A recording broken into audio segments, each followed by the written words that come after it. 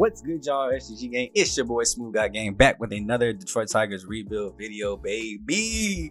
And today we're getting to the year 3 draft. I hope you guys are excited and ready for it. Let me know down below already who you are excited or who you hope we pick up. If you can remember the scouting prospects I showed you guys last time. If not, don't worry, we'll go through a quick rundown of putting them up on the queue. But as always, leave a like and subscribe if you're brand new to the family. We got more Detroit Tigers coming up soon, so if you guys do not want to miss out on future episodes, turn that bell on too as well. We're on the road to that 1K, so we can go and get that monetization, baby. So make sure you guys show some love to it. Really share it out, man. We're almost at 300 subs, so I really appreciate and love every single one of you guys that is making that possible and happen for me.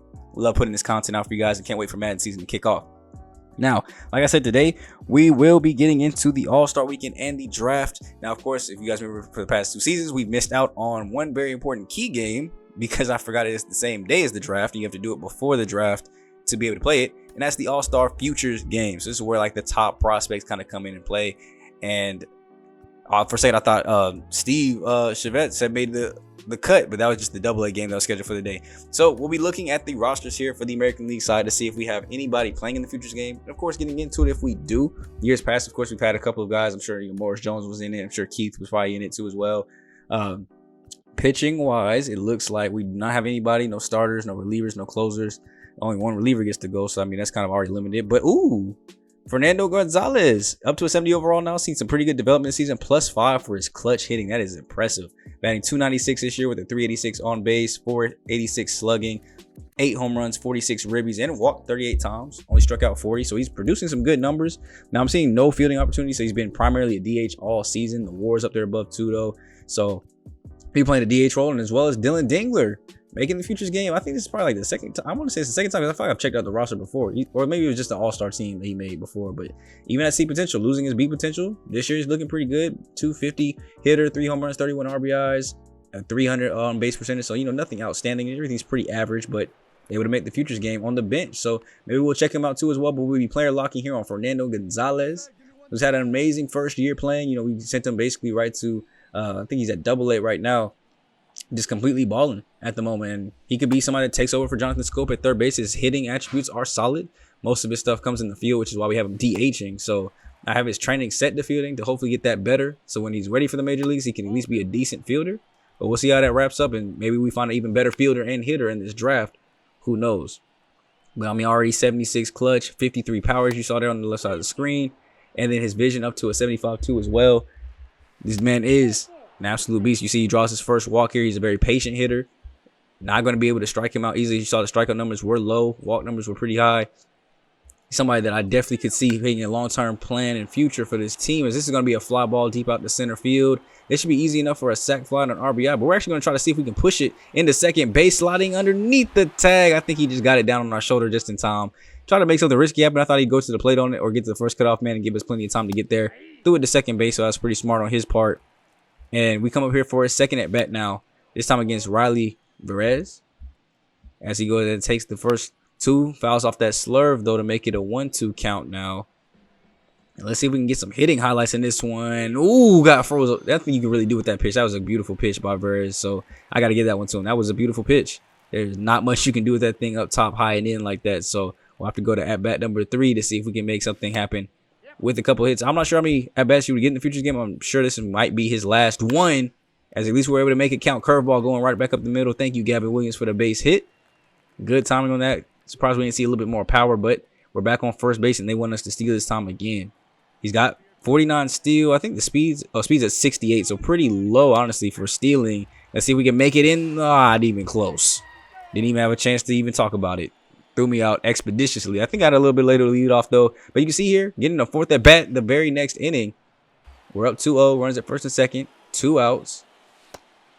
Watch that change up to make it a full count again. Francisco Morales lays one down the middle of the plate. This is going to be taken deep out to right field over the head of the right fielder. Not going to be deep enough to get out of here, but it will be deep enough for a 2 RBI double to give the American League Futures team a 4-0 lead here.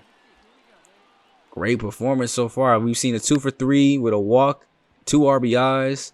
Not going to be able to come around on any of those times that he was on base, unfortunately. Twice being thrown out, and the second time that was just a little grounder. But they finally pinch hit for him. Get him out there. You see Darren Diggler actually did get in. He got 2 at-bats in. Struck out both of them, so, not really impressed with what he was able to do with that.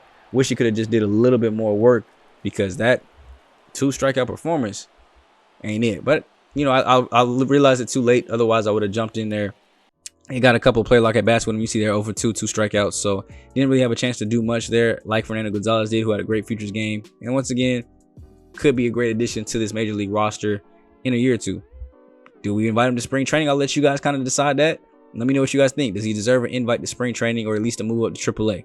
Now, going to my draft queue. These are some of the guys that I am eyeballing as far as this draft. We got a couple of starters that I've been able to see some potential in. Catcher John Hayes is somebody I'm pretty happy about. Very good contact, very good vision. Defense is pretty average. It's between him and Michael Sabora, and Sabora has a little bit better defense, but John Hayes trumps him in every other category. Bucky Hackman, who everybody's going to be looking at. You got Dave Shannon at closer. A lot of blue and a lot of green, even coming in with a couple greens. So he could be a good closer. And you know, with Alex Lane struggling, him, Ben Hernandez, they could be on the top of my eyes and ears here. But I also do want some more good hitters and good prospects in the infield. Bucky Hackman here, between 78 and 93 on his potential. Overall 58 to 73. He got some green hitting attributes there. We'll see if it's worth it if he falls to us that low. Julius Fisher, an option at third base to maybe take over. You see the good vision, good contact. He actually has power versus righties too as well. So at least I'll be getting power against something. And then you got a couple of other starters that I'm kind of questioning here. Esteban Samuels, Cosmo, Kevin. They all have a couple of good stats that I would like, and I would be okay with drafting near that back end. You see there are about 20 on the, on our board, 10 on the MLB board. But as people start drafting and picking what's on their board for real, they could easily slip back to like our second pick. We could go closing pitcher, starting pitcher. We can go infielder, starting pitcher. It just depends on how the board all falls and aligns. Now here go our draft picks for this time. We got the 25th and 36th pick, both in the first round. Then we got 60, 99, 129, 159, 189. Now the 36 is just like one of the last picks in like the compensation round, basically, or the competitive balance round. So nothing too high or too crazy with that, but still 2 picks that can be back to back, so we can double up on something. So I'm really interested to see that. You see it's like one of the last picks there, one of the last picks in like every round. But I'm really interested to see how the top half of this board goes. Do any of our top 3 prospects go? We're going to watch this animation because it's cool, it's new, it's still fresh. Pick number 1 by the Pittsburgh Pirates is Geraldo Ruiz, starting pitcher. Didn't scout him that much. He was second on our board though, 76 to 98 on his potential, 61 to 83 on his overall. So we'll see how he maybe ends up turning out. I don't think I saw like a lot of blue on his, is why I probably like let him go. But pick number 2 now, as we go and get past that one, is the Washington Nationals. They select Diego Manuel, another starting pitcher, 6th on our board. So none of the guys that we had on our board were, I guess, top picks, or maybe I just ignored those guys because I knew they would go high. That sounds about something like I would do. So pick number 3, that's what we're gonna go with. Benefit of the doubt for GM Smooth, right? Pick number 3 to the Oakland Athletics, and they will select Chad Montgomery. 3 starting pitchers going top 3, and this one was 33rd on our board. We had them way more scouted, so that might be a bust for them, unless of course they saw some things that they might like. Who knows? But as far as I'm concerned, the first 2 picks pretty good. That third one may end up being a bust. Now, of course, we're in the first round, so especially with us having a very large queue at the moment, I kind of want to take it slow. Let's go our way through the draft. You see here some of the numbers, because I know I didn't show these guys off. Could have 99 hit per 9, 99 stamina. That's great. 99 stamina here, 89 strikeout per 9. Other stuff kind of in like the 60, 70 range for the future. But we want to make sure we're keeping our eyes on people that might potentially be took that we had our eyes on. You see Manuel Gomez going here. He's got 99 in his stamina. Going back to my board, I got 3 starters, listed right there that I could potentially pick up. But the 2 closers are who I'm keeping my eye on the most. Is there goes Bucky Hackman going to the Royals. Got him 100% salary. He was the number 1 person overall, 5th on our board though. I guess maybe that's like with our needs and everything. But 78 to 93 potential, 58 to 73 overall. We'll see what kind of player he turns out to be, but he looked like a pretty solid infielder. I'm actually kind of upset he ain't slide back. I was kind of hoping that maybe he would. Maybe some other people would go. Maybe a lot more pitchers would go. So that way we can have a chance to maybe pick him up on the back end of, pick number 25 over there. But it is what it is. We just really want to make sure that none of our top options go, because I'm really looking at Dave Shannon. Of course, Ben Hernandez is still a good option too as well. And then if it's not one of those 2, if it's not one of those 2, it would be one of those situations where if I was in Madden, I probably would trade back just because I saw no value in it and I could get up a couple extra draft picks. But, you can't really trade draft picks. And I guess, I don't know if that's not a thing in the MLB at all, or at least in MLB The Show, but you can't trade draft picks. So I'll have to make a selection. And I don't know if I would go Julius Fisher because he does have the stuff here. We have him 100% scout, so we know that's pretty accurate. He's 8th on the board, so he might end up being somebody that I would take if the closing pitchers were there, or if he's still there with my second first-round pick. Now, if I'm able to get my closer, then I'm for sure going either Fisher or starting pitcher, whoever's left, with the second pick. But I really want this right here, Dave Shannon. Look at all that blue. Look at the green he's coming in with. 92 hits per 9, 95 on the walks per 9, strikeouts per 9. I mean, he's still in the 90s for the walks per 9 too as well, and the home runs per 9 we're not that far behind. I think he would be a great addition. Could probably come right in and be our closer, straight up. No minor league service, because we will need one. We traded away Alex Lange, and right now we don't have a closer on the major league roster, so I would like to get one, whether that's in free agency or through this draft. And we got to first complete this draft to see which one we're going to do. See, it goes pretty quick. 10 seconds is actually not that bad, especially if you just want to sit here and watch everything progress. It's not that bad to let everything slide. You see Luis Torres finally goes. That's one of the stars we had our eyes on. There goes Esteban Samuels as well to the Blue Jays. So there goes 2 stars I had my eyes on. A lot of starting pitchers go early. Yeah, you saw he was a 21st on our board. He ended up going. Now the only person that we can get is Kevin Macias if he doesn't get took. So now I'm like, okay, should I go starter? I mean, we drafted pretty good starters in the past couple of years, but nobody with like a potential, nobody that can really, I feel like, take off and take over this team or really be a solid addition to the rotation. Nobody exciting yet. And speaking of which, I can't even do that because Kevin Macias gets taken at 21, and then Dave Shannon goes right behind him at 22. So there goes the starting pitcher option I had left, the closer I really wanted, and now the only option would be potentially maybe Julius Fisher. I mean, we're getting closer to our pick, but a lot of my top guys that I really wanted the most are all but gone. Cardinals make their pick. It's Harper Mathieson. So now it's up to us to kind of see who is left as far as starting pitchers. I'm trying to get in work because I'm like, is anybody left that, even if I didn't scout them, but do they have like some blues that would at least make sense to go pick up to where they might still be a solid player? And I'm looking at guys that have that potential that's in the 90s at the very least, so I get an opportunity to maybe get somebody with, that A range. In the United States, with my board, though, we have a lot of guys at 100%, a lot of guys that we know information about and that we can be excited about. And that's why I'm glad they give me 4 minutes to kind of just look through, figure out what I want to do, because I cannot believe we lost out on that closing talent right there by Dave Shannon. Like, he really would have been he probably would have been a day one starter if we had been able to pick him up. And now our only 2 options are Sean Fletcher, who has pretty good strikeout per 9, home run per 9, walks per 9, hits per 9 pretty low. Then you got Ben Hernandez, who is low walk per 9, decent home run per 9, good strikeout per 9. Still have Julius Fisher at third base, who could be potentially, he's most likely going to be like a B potential player. There's John Hayes. He'll probably be a B potential player as well, but he's at draft rank 46 and 32. We could definitely probably hang back on him. So I don't know if it would be smart to just go ahead and jump straight into taking him. And this is kind of like the process. I wanted you guys to at least see what it really looks like. And it's not as quick as my jump cuts be making it seem. I don't be off the top of the dome like that. Sometimes you got to dig in here. You got to really feel like, because even on my queue, even though I got these guys at 100%, are they worth picking up here at this spot with the stats that they're telling me? Do I think any of these guys are worth being picked at 25, or are there some other guys that have better potential that I can pick up for positions that I feel like are more of a need? Because you can see our potential positional rankings over there. Catchers where we're low, right field is where we're low, and that's probably just because we have a rookie starting there. So in the end, though, you already probably guessed it. I was going to go with the closing pitcher, especially because we don't have one on roster. Ben Hernandez, he has the potential to be B, maybe even A potential with that 78 to 95 range, almost at 100%. He's third ranked on our board. 52 to 69 is what he'll come in at. So maybe might not be a day one starter, but definitely could come in and make a day one impact. Now you can see here, we go to our competitive balance round. Julius Fisher ended up getting picked up. So right off the bat, that made me completely 100% sure that I wanted to go John Hayes. I really like this stuff from a hitting standpoint. I really like that he had pretty good defense. And I don't think I'm going to feel bad about this pick at all. Probably going to be a solid B potential prospect and come in with like a mid 60 overall rating. So I'm not worried or mad at it at all. Now, as we get to round 2, I still got a lot of guys on my queue teed up. There goes Sean Fletcher, the other closing pitcher that we were looking at. He went to the Reds, so maybe we'll compare those guys and see if I made the right mistake or if I made the right decision or if I made a mistake. But Julius Fisher, you can see down there, went to the Braves too at 29. I forgot to show that a little bit earlier. But round 2, it's time to make our next pick here. And do I double up at catcher? I honestly was considering it. I was like, maybe get some competition in, see for myself which one's better, but we also have Steven Gomez here at second base, where Jace Jung is at. I'm not really sure if second base is solidified. Robert Torres is still 27 though, but getting an 18-year-old to kind of learn behind would be nice. Of course, we still want to look at third base with Jonathan Scope being as old as he is. He's got good defense, good contact. Just doesn't have the power that I would want, but does have good vision and discipline, so that would be a plus. And it's really kind of between those two or who I would really want in this spot, or who I might be able to hang back on. Steven Gomez, 63rd overall in his rankings. I mean, we're at pick 60.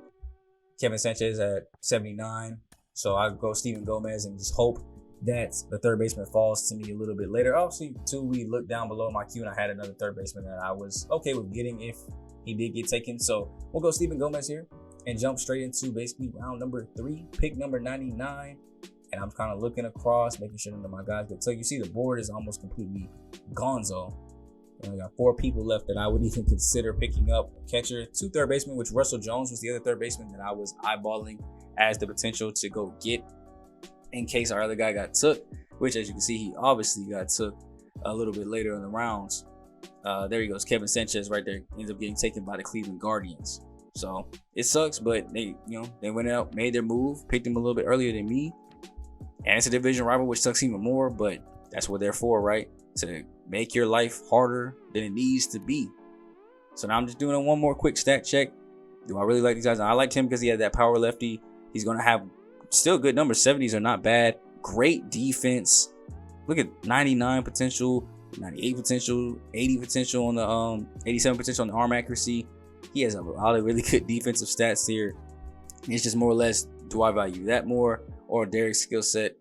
And for me personally, I'm going to go Russell Jones. I liked what he brought to the table. That defense is going to be great. As long as the hitting can be average, he can find his way up here. Now, his potential looks like it's probably going to be a C, which is kind of what I was afraid of. But overall, too, it looks like he could be in that C range, too, because it could be an exact carbon copy of, like, Keith Clemens and Fernando Gonzalez. So, I mean, if you got a bunch of solid players like that, that can cover up the infield. One of them could play second, one can play third, and we might be fine. As you can see, we're going to round 4. There's only one guy left on my queue right here. So, I mean, we only have him 35% scouted. So I think I just put him on here because I liked his skill set. And I ended up taking him off anyway just because I didn't like it. Now, we only have one guy on the top 100 that's on our top 100 team rankings. Harper McInnes, who is not ranked, but at 95. He's another third baseman, so we could double up there. Pretty good contact ratings here. I'm not actually mad at some of these stats. 84, 83, 87 on the power lefties. Looks like the defense was pretty solid. Now, his overall, it looks like his potential is going to be lower than his overall with that 51 to 68. But I'll take a chance. You don't have to be an A potential player to make stats and do good. I mean, if he's a bench player that happens to come in at a D potential, but he's like, outperforms himself because it says his overall could be up to 82. He comes in at like a 77 D potential and you can hit for average and play good defense on platoon days. I ain't mad at it. Every World Series team has that type of player. We need those type of players because they keep the team running, keep the team spinning. Now here in round number 5, as you can see, we are looking to just find anything. Now I know I wanted to get some right field depth because it being at 23rd, I think was because of our lack of depth and the fact that we have a rookie over there basically starting that's not up to like 80 overall pretty much. So I just wanted to go see if there's anybody worth it. And really, there's only one guy that at least gives me the slight possibility of getting A potential there. Now there's some center fielders that I could have went and looked at, but I didn't feel like changing their positions and making them right fielders. I just wanted to draft a straight up right fielder, unless of course somebody like really blew me out the water and I really wanted it. So I ended up just going with Earl Cuevas. That's what we're gonna say. Cuevas. I think that's Cuevas. Cavis. There we go. I'm gonna say Cavis. Earl Cavis at right field, just to go ahead and get that depth in. So that's literally all that move was, a pure depth signing. As now we're going to come back. Was that his brother? That's Enrique Cavis. His twin brother played the same position in the same draft. That's funny. But then I wanted to come back for my very last pick. I noticed that one thing that I really kind of haven't looked at as far as the positions that were left, because a lot of these positions actually are completely wiped out. Closing pitcher, catcher, reliever, closing pitcher, starting pitcher, second base, outfields, or at least left field are all basically gone. I've already drafted my right fielder. I already drafted my third base, second baseman. So I'm like, why not? Let's go look at shortstops. Is anybody worth putting a chance out on? And that was Eric Manuel with the chance at 80 potential. We go ahead and take an opportunity and a chance on him to see if he can come in and make good results. So that'll basically end this year's draft, man. We did all the moves that I wanted to. Didn't get the players exactly that I wanted, but I think we'll be pretty excited when it comes time to look at those overalls for those set players. Now, unfortunately, we won't get to see that right now because you have to make it through All-Star Weekend. So sit back, kick back, relax. It is the time for the All-Star festivities to begin. Before we even get into the games, I definitely want to come and check out the rosters at the very least, so we can kind of know going into it what we might be expecting. Ronnie Garcia, Tariq Skubal, looks like those will be too early people for us to go ahead and have in the All-Star game. So maybe we'll get a full game started in. First base saw CJ Cron, but not making the cut. Colton Wong actually higher than Gleyber Torres, which is surprising. Nobody really at third. Shortstop Keith Clemens is at fourth, so maybe time to squeeze in. Kilbadu's at fifth, not gonna cut it. Center field, Riley Green is actually way lower than I thought he would be. Wow. And then in the right field, Morris Jones, not bad. Sixth place as a rookie. I'll give him that one. Same thing with Keith Clemens, even fourth as a rookie. Not too bad at all. Now we go down to AAA and see if there's anybody that might make this roster as well. I pretty much know the names of most of my players now, so I won't have to like scroll through and just look for the logo at a lot of positions. But I do want to quickly make sure that I know what the logo looks like just in case. But it doesn't look like we have anybody at the AAA level as far as pitchers go that might be. Oh, there go Austin Roberts. He can make it. Second place at catcher or closing pitcher right now. Nobody looking like a starter. No catchers, it looks like. Matthew Nielsen from our Red Series, you guys remember, there's Dylan Dingler, but he's pretty low on it. This might be in the futures game. I'm surprised he's not up higher. And look at this, Luke Voigt down at AAA. I guess he's instead of taking the high road and just retiring when he wasn't any good for the major leagues anymore, he just wants to play some more ball. So he's done AAA. He's probably getting a fat contract too. Probably still getting like around $1 million or $700K to play at the AAA level. So that's not too bad at all. But nothing there from AAA. We go down to AA. It looks like Santiago Nieve. It looks like he could potentially be one of our starters. I saw Manafee down there a little bit lower. Luis Hidalgo is up there at closing pitcher too as well. Catchers, looks like we're good. First base, Quincy I saw down there, but he's not going to be in time to make it. Wenzel Perez could be a backup. Fernando Gonzalez looks like he'll be a third base starter. Nobody at short. Left field looks like Steele Walker could potentially make it too as well. Center field, Ben Malgary could potentially end up being a backup. So only time will tell. And it looks like the first thing, as you guys know, to get kicked off with All-Star Weekend, of course, will be the Home Run Derby. Do we have anybody in it this year? No, we do not. As Aaron Judge leads the way with 29 home runs, but 21 looks like to be the cutoff point with Vladimir Guerrero Jr. and Ryan Mountcastle. Fernando Tatis, Brian Reynolds, Anthony Santander, Carlos Correa, Austin Riley, closing out the rest of the Home Run Derby. So nobody able to make it up above that 21 mark at the midway point of the season, which is kind of sad. That's why I got CJ Cron and low-key Gleyber Torres to come in and do. And it looks like Keith Clemens is actually the one leading the home run chase for us, but didn't get up to that point. Now, Fernando Gonzalez and Steele Walker actually both make it into the starting lineups. So seeing as we already player lock with Fernando Gonzalez, we'll go ahead and player lock with Steele Walker. 257 this season, a 719 OPS, 7 home runs, 34 RBIs. Pretty solid numbers. I'm not sure if they're deserving to go up to AAA just yet or not. I really like my guys to be up that 290, 300 hitting range before I kind of send them up or have just good development to where it's time to go. But he'll actually be hitting here with teammate Fernando Gonzalez at first base. After he was able to get on, it looks like with an RBI base hit, just kind of start off the game. We're up 1-0. 1-2 count here to Steele Walker. Watching that one low as Matt Cantanero. Looks like he lays a changeup right over the plate, but not able to do much with it, as that'll be a ground ball that he'll take himself and won't be out. Now we go bottom 4 here. New pitcher in already. Reyes is coming in, throwing, trying to go ahead and keep this a 1-0 lead, but that 4-seamer catches too much of the plate. Just unfortunately not too much of the power coming from Steele, as that'll be popped up, and he ended up being pitch hit for, I think he's third back. He didn't really do much either as well. Was not able to put up like a successful day here at all. That was the hardest hit ball that he did have. And here, I was able to catch it. One batter too late, but just barely catch. Luis Hidalgo ends up checking into the ball game. So I figured, why not? I don't know how to player lock, with the pitcher. It wasn't showing because I guess he's not in the starting lineup. So I went ahead and just went full control here to at least go ahead and get his outing out of the way to see what he's able to do. He got a 1 pitch out to go ahead and get things kicked off, which is great. And now we get to pitch with him a little bit. See if maybe he's got that stuff to maybe see his way go up to the major leagues. We just drafted a closing pitcher, but do we already have the closer of the future on roster is something we'll have to see, which I think he even has a potential right now too. We just got to see him live up to it, see the overall jump up for him as he gets a clean strike out there on the 4-seamer. Great pitch. freezing him. He'll have to go sit down and warm up. Pedro Martinez is up next. Not the Pedro Martinez, right? Nah, it can't be his son, maybe, though. Maybe it's a junior. They just didn't put junior next to it. As this one gets popped up, Dunbar's going to go ahead and take care of this one easily. So that'll be a 1-2-3 inning from him, even though we only got to see 2. And I'll go ahead and stay in the game here as Ben Malgary comes up to the plate. Runners over at first base. And we'll have an opportunity here to get another hit with him as he goes ahead and checks into the ball game, batting .239 this season. So not good at all. I'm not sure exactly how he made it to the All-Star game, unless the All-Star talent at AA is just that bad. But he gets a 1-1 count here. Swings underneath a splitter in on the hands. Good eye for that one. Great. What was it called? Chen Jing Lu lays a slider in, chopped down. Shortstop's going to go ahead and play this one. Throw goes over. Oh, he's going to run past the stop sign and keep going to third base, and he's tagged out with ease. But Malgary in the confusion slides into second base. So I think that's still out, like a fielder's choice or something. I don't know why he didn't just slide in a second. It looks like he might have even been safe, but he kept going, got tagged out easily, but we still got our runner at second base. As this one's going to be flied out to deep right field. Should be an easy tag up with that 79 speed, especially. Moving on over to third. Oh my gosh, I don't know where that ball was thrown to. It looked like he was going towards home plate from my angle.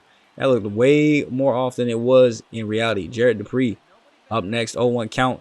Chops this one on the ground over the shortstop. He'll take it himself. Throw on the run. Got him. So the ball game is still tied here at the 9th. Not able to get anything back in there. We do give up one. It looks like the top of the 12th. So we end up losing 2-1, unfortunately. Not able to make anything shake before Ben was able to come back up for a second at bat. So the Northeast All-Stars ended up beating the Southwest All-Stars. And it was a pretty good game overall. Wenzel Perez actually ended up coming as well. He went 0-for-1 on the day. Gonzalez went 0-for-2-for-4 in that RBI. So pretty strong outing from our 4 AA All-Stars that at least got some playing time in this game. Actually 5 at Santiago Neve. You see he played 2 as well. An inning, 1 hit, 1 walk, no Ks. So we had 5 AA All-Stars. I don't know if that's a record for the team, but that is a pretty good amount. And will be a segue into the Star Spangled Banner. Putting your hands over your chest, crossing your arms, looking confused. Dread gang is out in full effect. I think that's Fernando Tatis Jr. And it's time for the MLB All-Star Game, the main event of All-Star Weekend. And it's time to see how many All-Stars, in fact, that we will have in this game. Go ahead and comment it before the game starts. How many All-Stars do you think are going to make an appearance in this game? I want to see it. Don't cheat. Don't wait till the end of the game when I show, the box score. Let it be known right now. And let me know who you think's about to pop up on your screen first as the first All-Star, because we will be going player lock here to start out the first inning. That's right, we player locked on Trey Turner, y'all. All-Star, I'm just playing. It's Tariq Skubal getting the start for the AL All-Stars, which is great. We already have a 1-0 lead for him, and he'll be facing off against Trey Turner to get things kicked off. Who is batting .310 this season? That is exactly what you would want out of a leadoff hitter. I wish our leadoff hitter was hitting like that. Oh, wait. Morris Jones, the rookie, is hitting like that, hitting almost over 300 for basically the whole season. Is exactly what you need to have your team in playoff condition like the Dodgers are. Now here we got Randy Arozarena. Still learning names as I'm getting back into baseball, you guys. So sorry if I butchered your favorite player's name. But he's coming up to the plate here with an 0-2 quick count. Throwing that one a little bit loose. Coming back for the 12-6. That'll get down in the dirt and get away from the catcher. A lot of speed by Trey Turner to go ahead and get in there with ease, even though the ball wasn't corralled cleanly. And just like that, they got a runner in scoring position now. No outs. Chop this one on the ground. This will get into the outfield. That's going to be a base hit. 96 speed is definitely scoring on this. It'll just go into second base to make sure he stays there. And that's an RBI base hit to tie up the game. Fernando Tatis Jr. is going to go next. Steal at second base is going to get in cleanly. Well in time of that one. Not able to make a clean throw to get him out. So he's at second base now. Still no outs. Tariq Skubal gets the slider in on the hands for a nice strikeout of Tatis. He's going to have to go sit down. Great play there. Did not see that one come. I did not see us giving up a run here. I thought Tariq Skubal would still be shut down. But it looks like this would be one of his bad starts of the season. Despite only giving up one run, but it's still time to go in and quiet it down. Riley checks his swing. Call strike 3. We love it. Love the first 2 down. Now it's Brian Reynolds. We can still get out of this thing cleanly. We're going to get 1, 2, 3 on strikes. Check this swing, and he goes down the slider. There he goes. So after the first 2 reach and steal their ways over, or wild pitch their ways over, we end up getting 3 straight strikeouts. And now maybe he's calmed down a little bit. All-star jitters are out the way. 0-1 to Mookie. Circle change goes low on the ground. 25 pitches deep already. Sheesh, that pitch count is high as that four-seamer is left in the zone. Deep back to left field. Gone. That ball is deep into the bullpen. It is out of here. Mookie Betts solo shot here in the All-Star game for the National League, giving them the lead. It is now a 2-1 ball game. Don't tell me we want to see offense in the All-Star game. I'm not trying to see that, or at least if we are, let's make our offense a little bit stronger, as that's a great strikeout on the 12-6 there to Ozzie. Next up, Paul Goldschmidt, 2-2. Pops this one up. Tariq's going to have to go get it. Settle underneath it. Nice clean play to grab it. And then next up is JT Realmuto, batting 263 this season. And might be one of the last batters that Tariq Skubal faces here. 0-1. Popped up. Shallow. Left center field. Center fielder calls him off, and he'll make the play. Easy work there after the home run. 1-2-3. And they ended up taking him out after just that 2 innings of work, as is, All-Star game custom. But Shane McClanahan came in, and you see it. Home run, 4 straight singles, and it is a 4-1 ball game now. So this thing kind of blew out of proportion. It's going to be up to our offense to kind of step up and be able to answer back. Hopefully, getting 1 back there, getting 2 more back. I love that. Looking to pay attention to see if any more of our guys come back, and it's a 7-4 game as we ended up batting around 2 people over, getting 6 runs in that inning, getting 1 more there. Oh, they get 1 answer right back. Cal Quintez is giving it up. And here comes the substitution starting to come through. We're up 8-5. And the only thing this kind of, I think, determines is pretty much is just who has home field advantage in the World Series. With the way the team is looking right now, even if we slide into the playoffs, I would guess a 1 and done in the wild card game. It's just kind of like how we did last year, 1 series and done, because this team is not looking strong at all. Now, as you can see here, we end up going ahead and getting the dub, though. It looks like it's going to be an 8-5 victory as we can just get the double play there. Arise goes ahead and grounds out. Nice, easy win there, 8-5. And the American League All-Stars are able to come away with the win. So, Tariq Skubal obviously will not get the dub, but set his team up for success. Gave up 2 runs early. But I think if he had pitched the whole game, he probably would have shut down all the way to the end. Unlike Shannon McClanahan, I don't know what that boy was doing. That boy had a terrible game pitching, as that was not fun for anybody to see. American League All-Stars, I'm checking to make sure I didn't miss anybody. It doesn't look like we had anybody come in to pinch hit. It was basically just a Tariq Skubal show for the All-Star game this year, which we're used to. Only having 1 All-Star basically making it do something. Next up will be the AAA All-Star game, but in some shocking development and sad news, it does not look like, at the very least, we have any pitchers other than Austin Roberts, who's a closer, which you can't really, I'm not going to make him start the game just because he's one of our own. And no hitters at all in this game either as well. So you guys can let me know if you guys would still want to see it or something like that. Maybe I can go in and just watch it until he plays, but we ended up simulating the game. Saw no point, and we had no All-Stars to start up the game with. So we basically kind of got through that pretty quick, and we actually get a trade offer before we're able to go look at some of our guys, and it's for Matt Brash and Eric Haas. Brash, 26 years old, 77 overall, B potential reliever, having a pretty solid season this year, 3 ERA. And we know Eric Haas has been struggling this season. He's down to a 75 overall now, only 4 home runs, 20 RBIs as one of our supposed to be power guys, batting 205. The numbers just have not been solid. And they actually had a catcher I had my eyes on, 22 years old, 74 overall, B potential, Harry Ford. So I ended up going in and trying to make a manual trade. I want Brash and Ford, and I'm trying to see what things I would have to give up to get that. They're not looking for any kind of mid-tier talent, like even some of these young guys. B potential, 19 years old, with Danny Dietz, and or Julio Salazar with 22. They would want either one of them. I even put both of them in there. They still didn't want it. So that was kind of depressing. I was starting to think I wouldn't be able to get it, but I go ahead and make the move. Alex Lange has been struggling too much this season. He already has more blown saves than last year and way less innings, and he's coming up close on a career high with only 14 saves. ERA is up near 6. 29 years old, getting worse. This is what I was saying earlier. We only have 2 closers on the roster now, because after this deal, which I thought was a pretty smart one, you guys can let me know if you guys rock with it. I ended up trading away the draft pick that we just got to Julio Salazar. He was the worst out of him and Dietz, and he ends up being, he's 3 years older. So I make the trade with the Mariners to go ahead and acquire that. Let me know down below what you guys would grade that trade, A, B, C, or D, or F, and let me know if I did the right thing there, if that was a smart decision. Now it's time to start signing draft picks. You see, we have $8 million in cap space. I don't know if that's because of how much we spent in the offseason, or if that is a testament to where your draft pick selection is. But I would hate to draft any lower than this if I only get $8 million for this spot. As you can see here, John Hayes himself is going to want around 2.5 million. So I go ahead and basically, I'm looking at, different possibilities of his interest. It's not really going up or down based on where it kind of goes. His demand for his slot was 2.15. I ended up just going 2.4 here, and he ends up signing with us. Next up would be Harper McGinnis.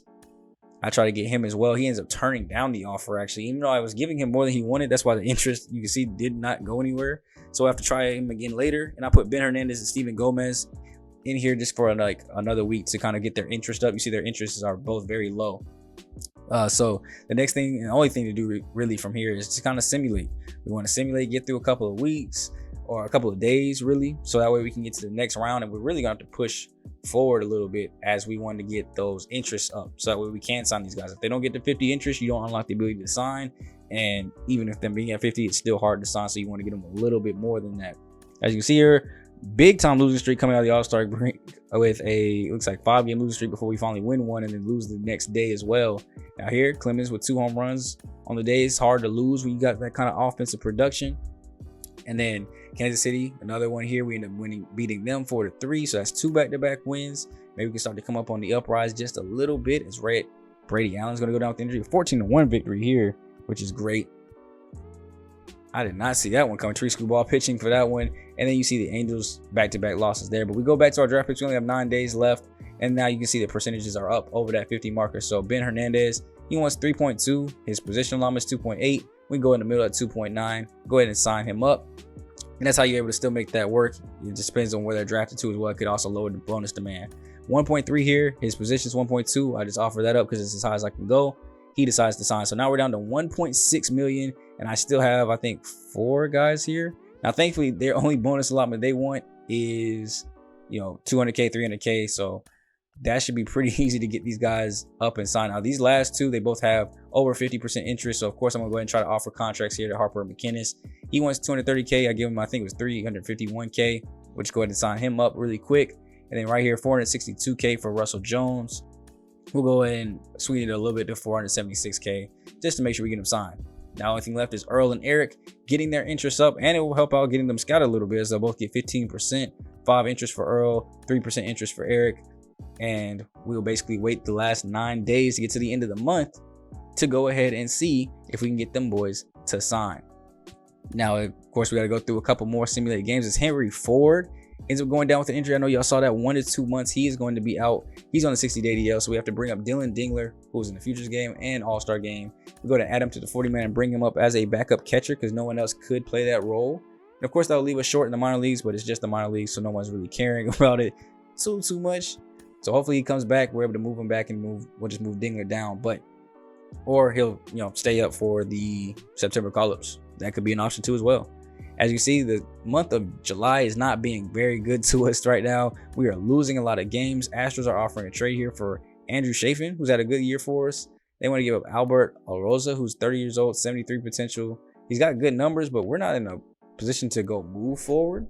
And this is one of my better relievers with a 1.8 ERA. He's actually taking over the closer role too. So without even really kind of having to look at the other guys, I'm like, off bat, I'm like, no. But let me check him out. Closing pitcher, 34 years old. See potential.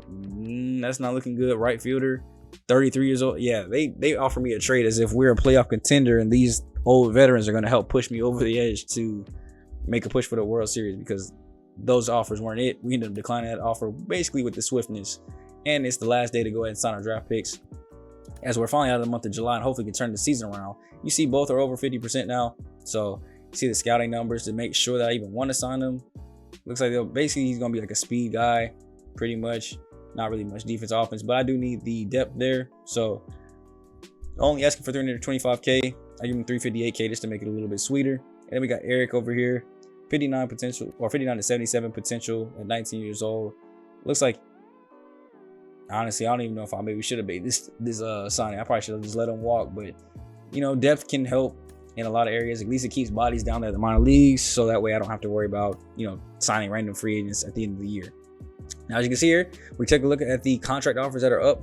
You see Riley Green's contract is coming up. He's definitely earned one at 24. The question becomes, do we start doing those big mega deals that you see some young players get put on? The 10-year contracts, the 8-year contracts, when they're going to be good, to stretch out their free agency period to where Now you're paying them $8 million. So like somebody like Morris Jones, give him a 10-year deal, eat up some of that free agency time to where when he would have hit free agency, he probably would have demanded a contract around 20 million, 15 million, but I signed him for 8. You know, it looks like a big contract now, but if he turns out to be a superstar and worth well more than 8 million, it'll look beautiful. So let me know if you guys think anybody on this list deserves those big contracts. The only two I'm thinking would be Green and Morris Jones. I would consider Akil Badu, but it's just his age is why I wouldn't. But we go ahead and get into basically the month of August, as that month of July was pitiful. I see 1, 2, 3, 4, 5, 6, 7 wins, 8 wins throughout the entire month. I think it was 7 wins. 7 wins throughout the whole month. We're well below 500 now by 9 games and 17 games back of the Guardians of first place. Now, we haven't been eliminated yet, but you see the E numbers are starting to come up. We're 35 games away from basically being eliminated. 9 games out of the wild card, which is a little bit more hopeful. So it's promise there. Now, of course, we have the draft picks showing their ratings at 92 potential with Ben Hernandez, A potential. I love to see it. 66 overall. I can't wait to see him develop. This is going to be the closer of the future, and already actually has the better overall over both our other closers. So I don't know if I bring him straight to the major leagues, but I might let him, pitch down the minors for a little bit, have dual catch closing pitchers while he gets better, gets his rating up. John Hayes, you see he's a 62 overall. C potential. I like what the hitting numbers are at though. Vision's good, discipline's good. His fielding has a little bit more to be desired at that 76 potential. Steven Gomez, 55 overall, 79% potential. He has the good contact versus righties or lefties basically. Russell Jones, 72 potential, 71 overall. So he's basically coming in like a Keith Clemens. So maybe he could come up to the major league roster. We'll see what he does at the minor league systems. You see Harper McGinnis ends up with a better overall, but that D potential. So I'm interested to see how this plays out. I'm going to let him start in the minor leagues. Definitely a AA first because his potential is 60, overall 74. Earl, the exact opposite. Overall is 48, potential 78. We'll see where that goes. And then Eric with 69 potential too as well. I think I drafted a solid class. To look at the rest of the division, looks like the White Sox got Anton Diaz. They're only B or Brent Alley too, who I could have picked up at catcher. Yep, that probably would have been a little bit better. But 2 B potential prospects, 2 I think it's what F or D potential prospects, and then a C potential. It's not too bad. I don't think they got really that stronger, to extend themselves. Guardians had a terrible draft. All they had was Kevin Sanchez, who I almost drafted anyway to ruin it for him. But that's their only B potential prospect. You look at the Royals. They picked up Bucky Hackman. He's up being a 99 potential, 79 overall. I think this is what you talk about when you say generational talents were added into MLB The Show. I think they were talking about that. 99 potential, 79 overall, could be a day one starter today at 18 years old. Man, I wish we're going to see a lot of Bucky Hackman, honestly. Like, I can't wait to play next year. We're definitely playing the first full game against the Royals to see if he plays, if he gets called up. Now, they had a couple other good draft picks, but that's highlighting it. That's the highest player potential in the whole draft. And then the Twins, I'd say actually probably had one of the worst drafts. I mean, 2 guys at B, but that's like the lowest Bs that you can have. So might as well just had 4 Cs. So looking at some of the guys that we were looking at, you see the Braves with Julius Fisher ended up being 83 potential, 66 overall. With somebody that we could have ended up picking up, has good contact, good power, they're both at an average standpoint. Dave Shannon ended up being at 92 potential, 72 overall. So similar potential, but better like immediately. So he would have definitely been on my major league roster if I had got him with that 72 overall. He would have been starting day one as our closer. But because we got the other guy, he'll have to start down the minors. Michael Sabario actually did better than I thought with that 88 potential. I did not think he'd be that high, to be completely 100% honest with you. I expected it to be lower. But let me know down below. Like I said, grade my draft class. Let me know if you guys are excited. New players on the team means new favorites. New people you guys can't wait for to get up to the major league level. Who are you most excited for, if anybody, to make it to the major league level? Or do you think anybody will make it to the major league level? So next episode out, we'll obviously get all the way through August pretty much and get to September call-ups. We'll probably have 2 more episodes to finish out the season unless things get more interesting, because we are falling out of the playoff race and falling out fast. If we find a way to get back into it, I could probably squeeze in 3 or 4 more episodes like from now. So not adding to that too. So 3 or 4 episodes. So 4 episodes will be the max until the end of the season's over. 2 episodes is probably what's going to happen, because I doubt we're going to make the comeback. But only time will tell. Let me know if you guys are enjoying the series. Leave a like, comment, and subscribe down below. And I will catch you guys in the next video. I'm gone, y'all. Peace.